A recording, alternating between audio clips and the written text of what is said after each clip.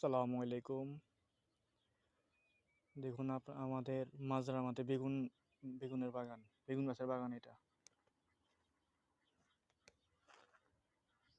এই হচ্ছে বেগুন গাছের বাগান। এইমাত্র ৪ পিস তুলে নিয়েছি ভাজা খাওয়ার জন্য। সামনে দেখতে পাচ্ছেন এটা অন্যান্য গাছের বাগান এগুলা। এটা অন্যান্য গাছের বাগান।